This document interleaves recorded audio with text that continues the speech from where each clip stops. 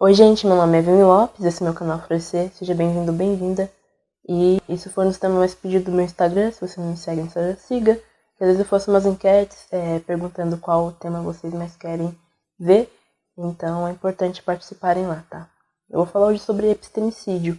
Essa palavra por si só, ela significa morte ou apagamento de conhecimento, mas esse tipo de conhecimento que é apagado, morto, extinto, invisibilizado, ele é direcionado a conhecimentos específicos e de povos específicos. No todo, esse fenômeno ele acaba afetando a humanidade num todo, mas principalmente aos povos que são afetados por esse epistemicídio. E pensando nessa chave do conhecimento, do saber, eu não posso começar a fazer esse debate sem falar da filosofia, porque no seu significado comum, filosofia é amor pelo conhecimento, pelo saber, e que a partir dela se originaram diversos saberes de diferentes áreas do conhecimento.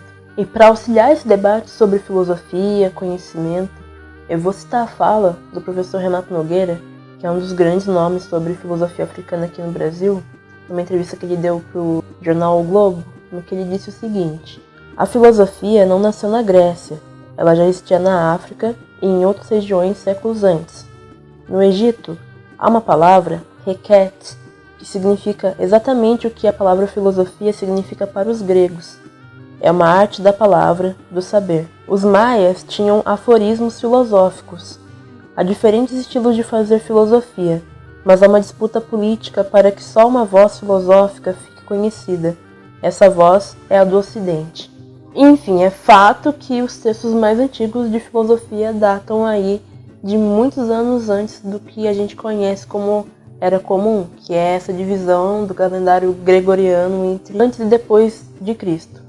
E todos esses textos estão no Egito, na África. E sim, é importante reforçar que o Egito fica na África porque as pessoas não sabem disso. E só pelas pessoas não saberem que o Egito fica na África e que esses escritos de filosofia são os mais antigos que existem, escritos esses sobre requete, sobre conhecimento, sobre o que a gente hoje em dia conhece por filosofia, por si só já é uma forma de apagamento, já é uma forma de epistemicídio. E dessa forma a filosofia ocidental, que se coloca como única e universal, se alimenta do epistemicídio.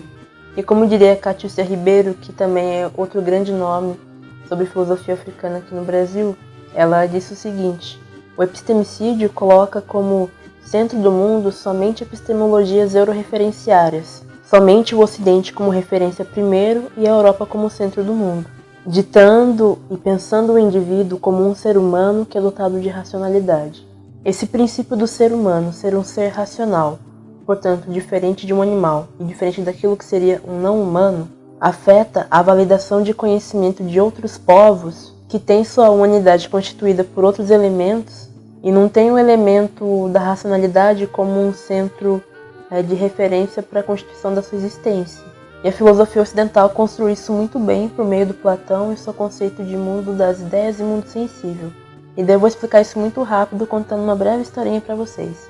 Para se chegar à razão, ao conhecimento verdadeiro, o pensamento se depara com essa dualidade de mundos, que seria o mundo sensível e o mundo das ideias.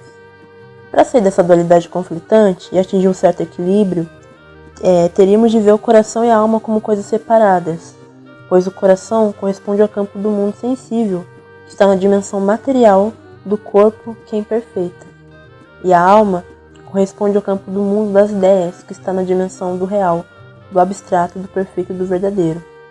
E dessa forma, tudo que está no campo do mundo sensível seria ilusório, e tudo que estaria no campo das ideias seria racional e verdadeiro, assim como a razão e o conhecimento. Portanto, temos aqui a sensibilidade deslocada do ser, e por meio dessa constituição ocidental, ser um ser é ser um ser racional. E a Marimbani, que é uma antropóloga africana, ela analisa esse conceito de racionalidade desenvolvida por Platão e ela constata que, a partir desse conceito, não nasce apenas uma ideia racional de mundo, mas também uma ideia de um homem, de um modelo de homem. Um modelo de homem a ser legítimo e referenciário. Um modelo que está num lugar de primazia negando outros. E a partir então desse modelo de homem ocidental racional, certos povos foram deslocados de humanização.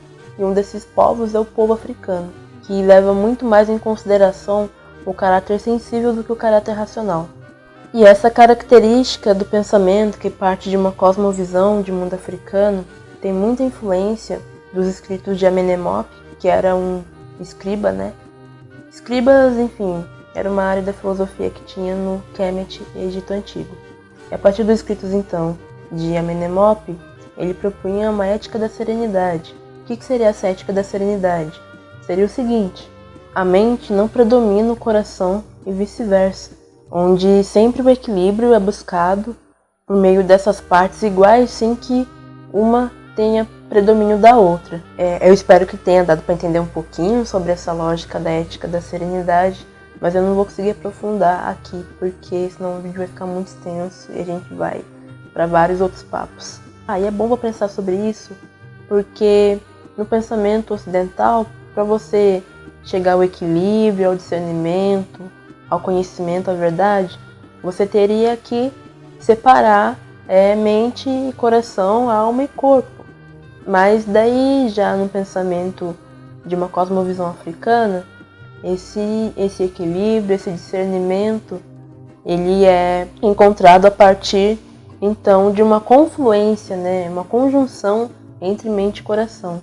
E dessa forma, o epistemicídio ele nega a subjetividade de sujeitos e de epistemologias africanas, pois esses povos não estão na mesma chave de humanidade construída pelo Ocidente por meio de um referencial racional.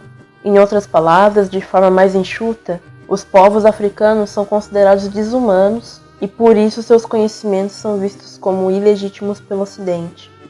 Bom, acho que esse tanto de informação que eu passei aqui serve para a gente ter uma ideia de como se forma, como se legitima a exclusão de certos saberes, utilizando então a filosofia como um caminho. Está mais que evidente que a gente tem que combater essa injustiça cognitiva que é amparada por um racismo epistêmico, que recusa que um povo, um grupo humano tenha capacidade intelectual.